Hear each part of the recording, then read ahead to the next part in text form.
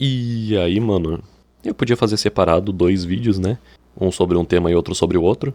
Talvez isso daí ajudasse na retenção, né? Porque ficaria mais alinhado com o título, tipo... eu vou falar primeiro sobre um. E daí a pessoa, ela vai ter que... Se ela quiser saber sobre o segundo, ela vai ter que esperar pra ver o segundo, mas... Sei lá, eu prefiro ver vídeo longo sobre esse assunto, sabe? Os vídeos que eu assisto eu gosto de deixar tocando, assim, escutando a pessoa falar. E daí tá, se não for algo tão relevante assim, beleza. É um conhecimentozinho adicional, assim, uma curiosidade. Ou um reforço do que eu já sabia. E daí nesse processo também eu já vou aprendendo várias coisas que eu não estava procurando. O que é, às vezes, útil. Principalmente se tratando desse tema, né? Mas então vamos começar respondendo a pergunta, né? Do título. Provavelmente eu vou botar por que o budismo funciona e mais alguma coisa sobre a segunda parte.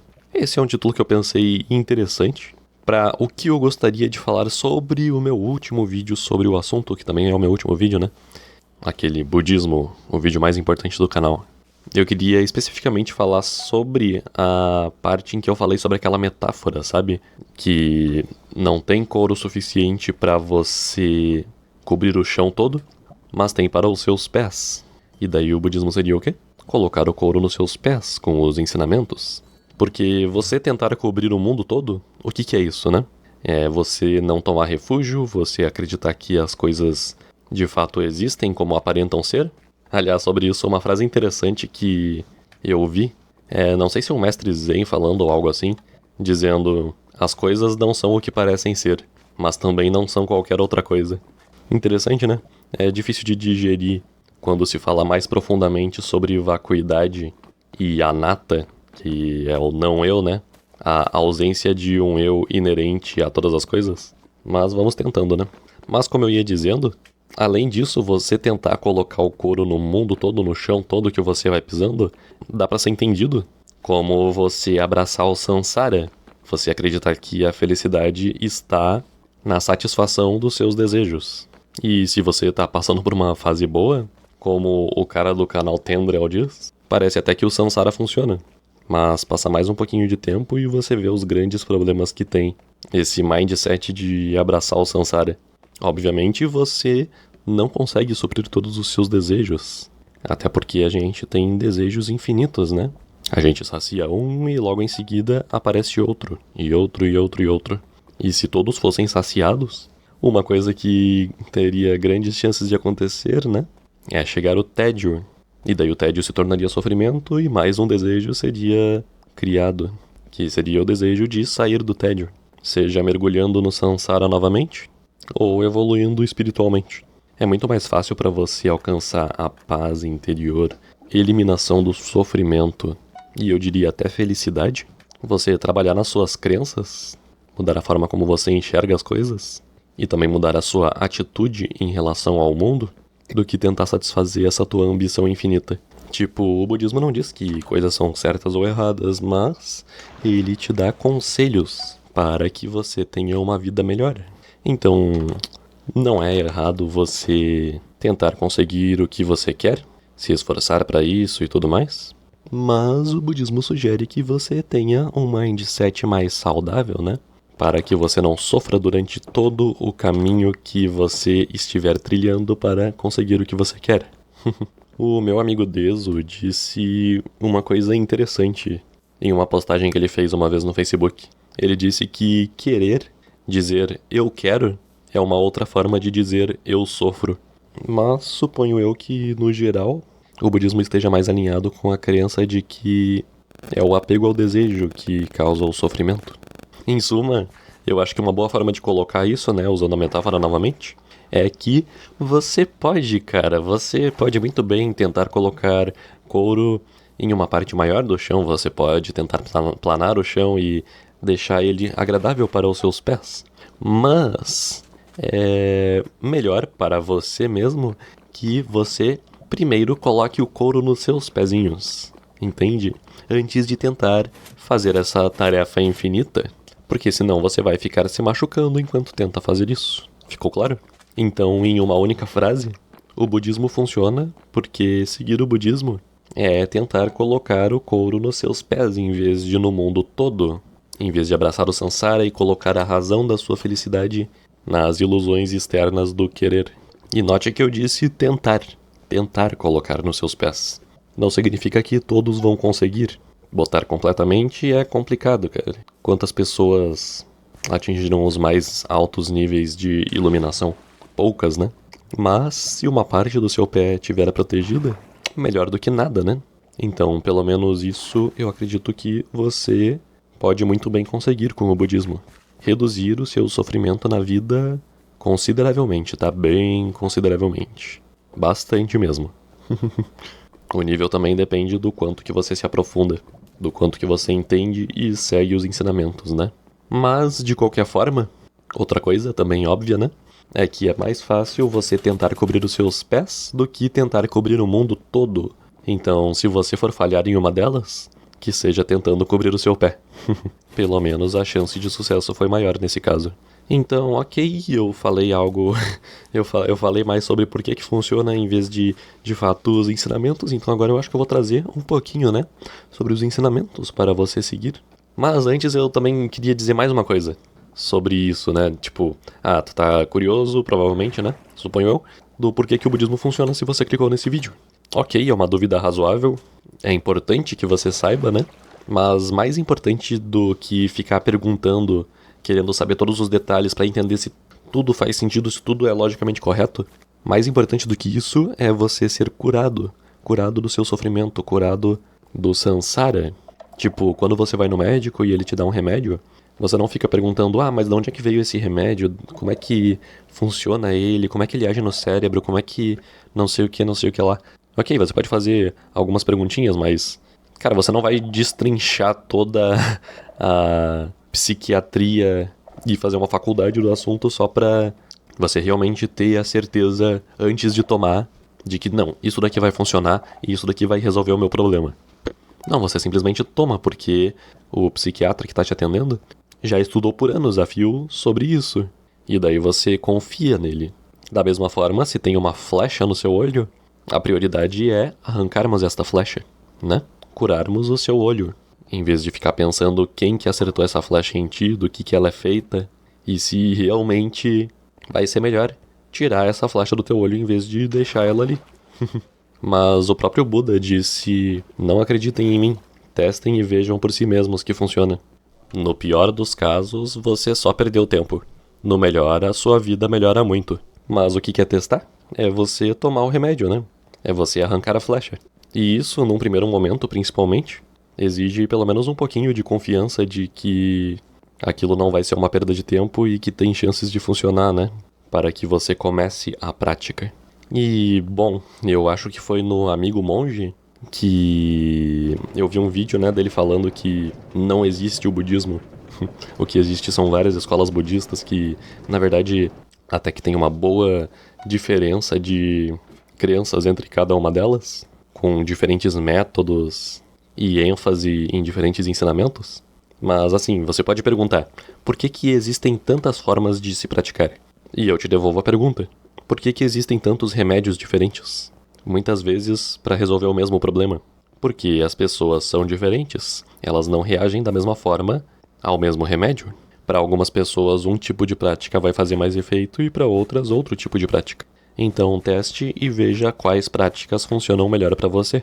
Para mim, eu posso dizer que eu acho, muito bonito alguns dos ensinamentos do Zen budismo e também muito eficazes, cara. É impressionante isso. Mas eu diria que eu tenho coisas a elogiar de várias vertentes do budismo. Por exemplo, uma que é mais predominante do Vajrayana, eu acho, que se chama a Japa Japa, que consiste em tu ficar recitando um mantra mentalmente até que ele comece a se tornar uma repetição automática na sua mente. Eu acho que isso é uma técnica interessante para você cessar os pensamentos. E eu acho que às vezes você realmente precisa disso, né? Então é um quick fix interessante. Mas também tem o Chod, que pelo que eu vi consiste em tu imaginar o teu corpo sendo cortado e oferecido a deidades para reforçar a dissolução do ego, a diminuição do apego à autoimagem e o eu que a gente construiu. Na minha visão, essa é uma prática muito poderosa também. E eu sei que tem muita gente que olha misticismo, tipo, deidades, divindades, não sei o que, misticismo, e quando vê isso, torce o nariz, sabe, dá um nojinho, dá um... Eu não quero me envolver com isso, cara, só me traz a parte que realmente importa, que vai me fazer mais feliz. E ok, é compreensível, mas assim, você não precisa acreditar em deidades, em divindades, na existência delas, para realizar a prática e para ela surtir efeito em você. O que importa mesmo na prática é a redução do ego. E isso você pode muito bem conseguir praticando Choji. Mas agora voltando para o Zen budismo, mais especificamente sobre a Soto Zen, que suponho eu seja a vertente budista que mais enfatiza a prática diária, né? A prática no dia a dia mesmo, tipo, enquanto tu tá trabalhando, estudando, enquanto tu tá fazendo qualquer coisa que tu tá fazendo, tipo, lavando a louça, que seja, tomando banho, que no caso, né, essa prática que você faz durante o dia inteiro é a prática de atenção plena, né? Você focar no que você tá fazendo em vez de ficar viajando em pensamento sobre outras coisas. E eu acho que essa é uma outra prática muito bacana para você reduzir o seu ego, para você domesticá-lo, para você parar de se identificar tanto com a imagem que você tem de si, porque o ego é dependente do quê? Do passado e do futuro, do que você fez. E quando você presta atenção no presente, quando você está totalmente imerso no momento, cadê a versão que você criou que está amparada nessas ilusões de passado e futuro? O que tem é só o agora. E é claro que vai vir 1 milhão de pensamentos na sua cabeça enquanto você tenta fazer essa prática. Só que a prática não é você ficar 100% do tempo no momento presente. Não, não, não, não. Isso é impossível, cara. Praticamente impossível.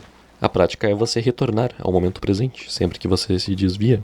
E também reconhecer que você não é os seus pensamentos. Por favor, não acredite que você é. Uma forma interessantezinha, né, de você enxergar melhor isso, né, de que você não é os seus pensamentos, é dar um nome pro seu cérebro. Ou simplesmente chamar ele de ego. Ele fala um monte de coisa na tua cabeça, mas você não precisa se identificar com isso, e na verdade é até nocivo se você o fizer.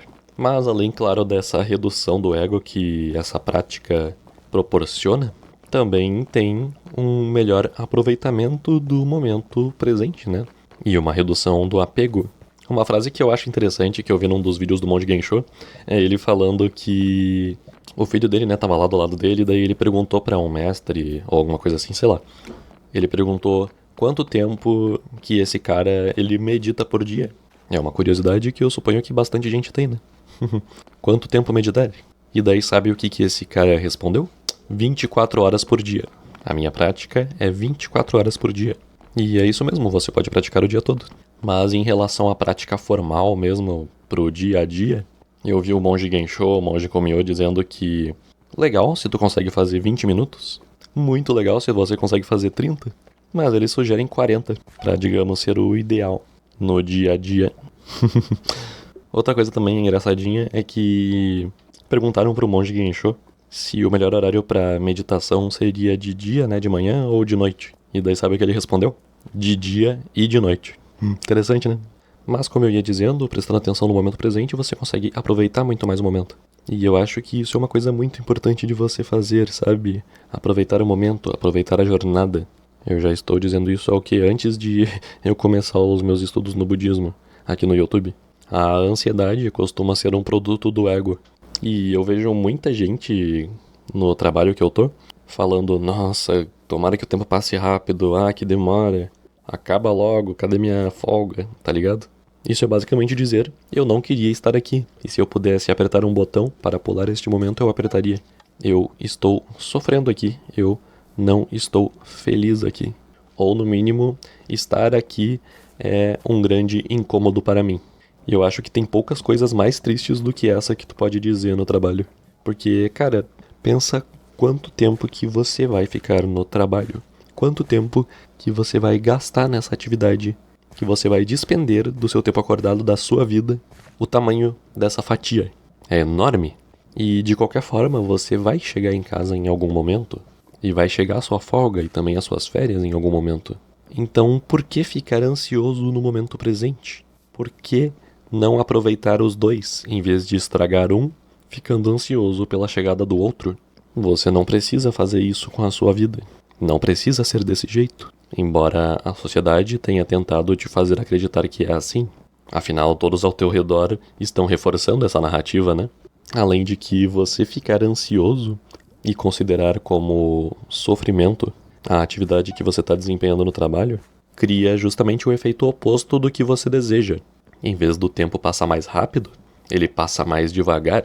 Afinal, você não entrou no estado de flow no trabalho, você ficou contando os segundos para que acabe logo. Ficou checando o relógio o tempo todo. Ficou ansioso. E eu tenho certeza que você já notou que 1 hora na sua folga tende a passar bem mais rápido do que 1 hora no trabalho. Mas, enfim, esse áudio já tá com mais de 50 minutos, o áudio bruto, né? Até porque eu travo bastante pra falar. E daqui a pouquinho eu já estou indo para o trabalho. Então acho que eu já falei bastante por hoje, né? Espero que esse vídeo tenha sido útil de alguma forma pra você. E até a próxima.